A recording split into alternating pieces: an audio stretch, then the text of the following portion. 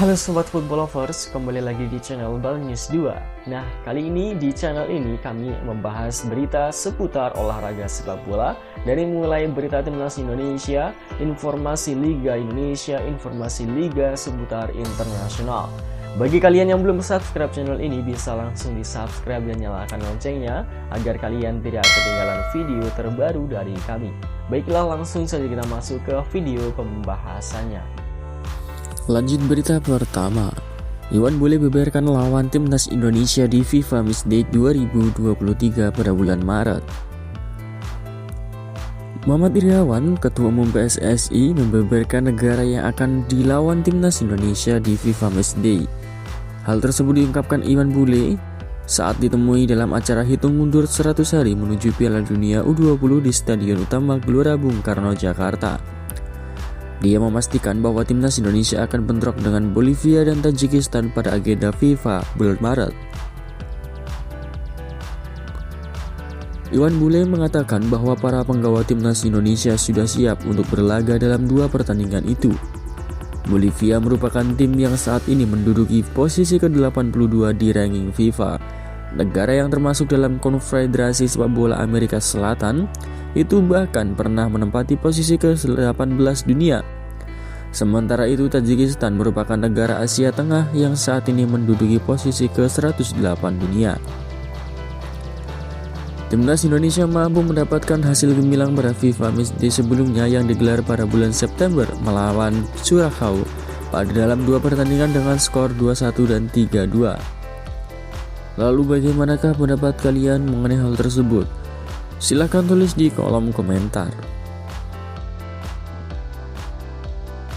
Lanjut berita kedua, Sintayong diminta jeli pilih pemain untuk Piala Dunia U20 2023. Pelatih timnas Indonesia Sintayong diminta untuk jeli dalam memilih pemain.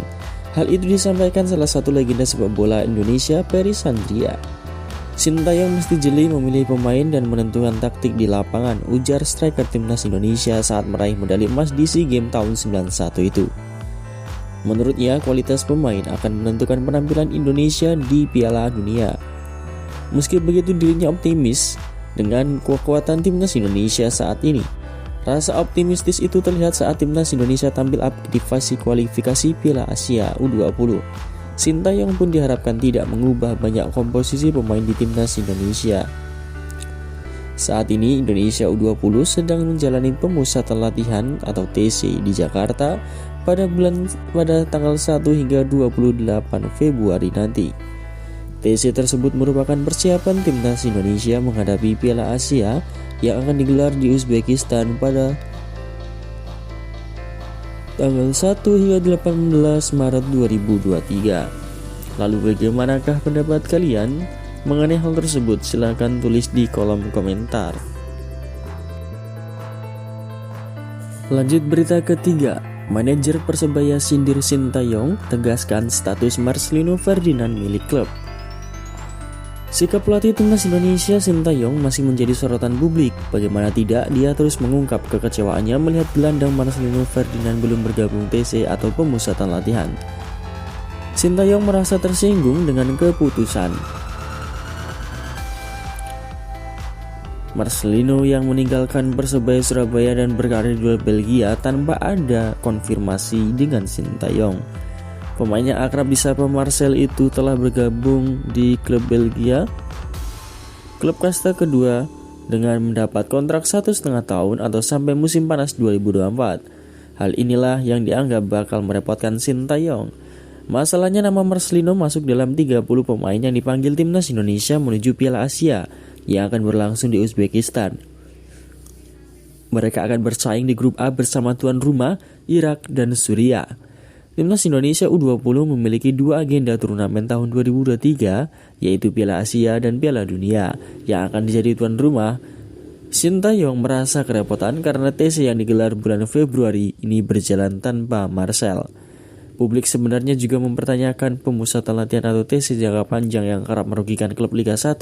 Kini Sintayong tentu tidak bisa seenaknya mencaplok pemain yang berkarir di luar negeri. Manajer Persebaya Yahya Al-Kathiri ikut angkat bicara mengenai sikap pelatih yang akrab disapa STY itu. Menurut STY, kini Perlu memahami bahwa status Marcelino yang menjadi pemain profesional di sebuah klub. Marcel itu adalah milik Persebaya, bukan punya Sintayong, bukan punya Timnas atau punya PSSI. Dia itu miliknya Persebaya, jadi ketika dia mau keluar negeri hubungannya klub dengan klub, ungkap Yahya.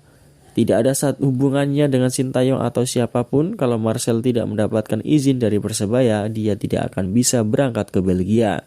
Tapi kalau sudah dapat izin dari Persebaya, ya sudah selesai. Ini yang kita sering terjebak di sini. Lalu bagaimanakah pendapat kalian? Silahkan tulis di kolom komentar. Lanjut berita keempat. Jadi Ketua Umum PSSI, Erick Thohir jangan sampai seperti Iwan Bule. Ferry Sandria meminta kepada Erick Thohir untuk jangan seperti Muhammad Irawan atau Iwan Bule bila menjadi Ketua Umum PSSI.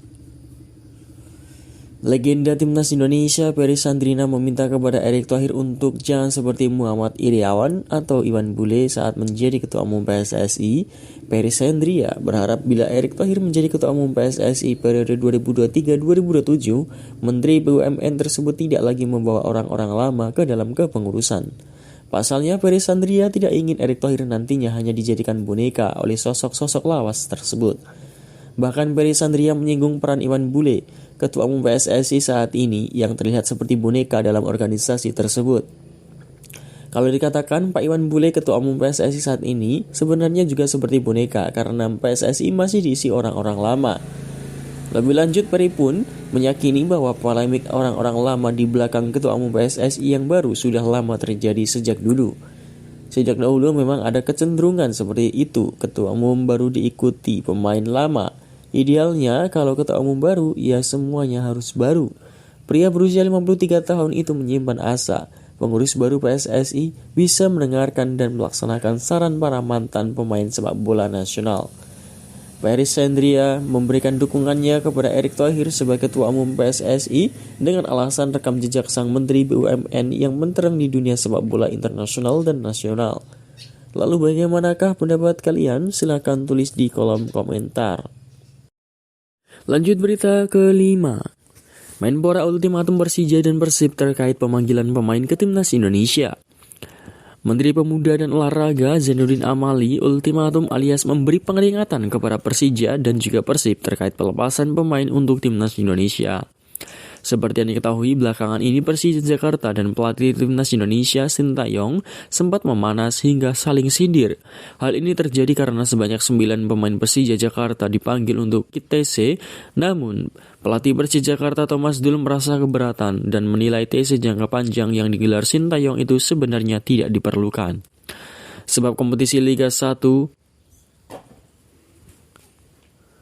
jalan dan pemain-pemain akan lebih baik apabila meningkatkan kualitas dengan bermain alih-alih hanya latihan. Namun belum lama ini Persija menjalani pertemuan dengan tim pelatih Timnas Indonesia.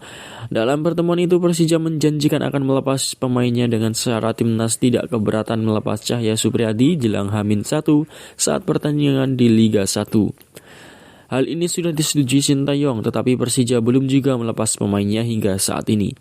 Ternyata hal ini tak hanya terjadi dari tim Persija.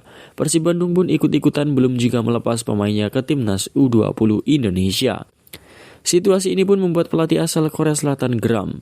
Dengan begitu, Zainuddin Amali pun turun tangan memohon supaya klub-klub yang belum melepas pemainnya ke Timnas Indonesia segera dilakukan. Lalu bagaimanakah pendapat kalian? Silakan tulis di kolom komentar.